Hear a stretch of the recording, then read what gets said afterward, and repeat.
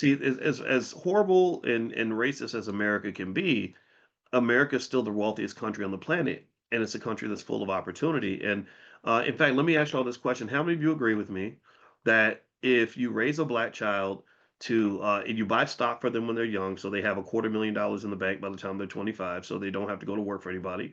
If you teach them to own real estate, so they're acquiring property, if you teach them the structure and how to run a business, that this black person can succeed in America. Give me a yes if you believe that a young black child who's raised with all the skills of a wealth builder, let's say they sat in my class every day and from the time they're like 3 or something. Some of y'all have kids like that. They're gonna be little economic super soldiers. So they've been listening to a finance professor since they were 3, and that they're gonna be able to succeed. How many of you agree with me that that's doable?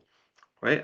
The answer is yes, right? And so to me that says, okay, we got an opportunity to do this, but we have to shift culture. We have to really observe culture and analyze culture. And the big limitation that we have when it comes to culture is that we're probably the only group who blames most of our problems on white people, but we're also so eager to work for white people and give them all of our money. Brother Nuri Muhammad, thank God he said that on the Breakfast Club too. And I'm so happy he brought that up. Like, literally, if you think about this is so fascinating to me. It's like you're so angry at what white people are doing to you, but you really want to be around them. You really want to be around. Like, why do you torture yourself? What is it that makes you say, "Gosh, I really can't stand the way they treat us, but I really would love to work with them." That's not that's a little hypocritical, right? Like D1 is pointing out the hypocrisy of hip hop right now. He's doing his tour called Hypocritical Hop, and he's like, how is it that when rappers die, everybody cries and everybody says this is so sad, but then you'll turn on the same music that celebrates the death of black people at the same time? That doesn't make any sense. That's cognitive dissonance, right? So long story short, I think I know for a fact that the economic training of black children has to be different from everybody else. I really believe that black wealth is different from white wealth. The black economic experience is very different from the white economic experience, and that has to be acknowledged. It's like if you're a doctor and you give everybody the same treatment without considering their medical history and their body chemistry and their DNA, then you're going to give them the wrong treatment, right? So effectively, we have to stop believing that it makes sense to train 95% of our kids to go work for white people because you're signing them up for torture.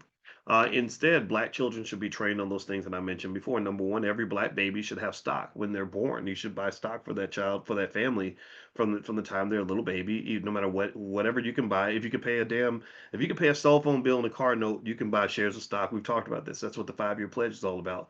All of our kids should understand what ownership really looks like and just realize that there's really no substitute for power. There's no substitute for having real power. You can pretend to have power. You can have fake power.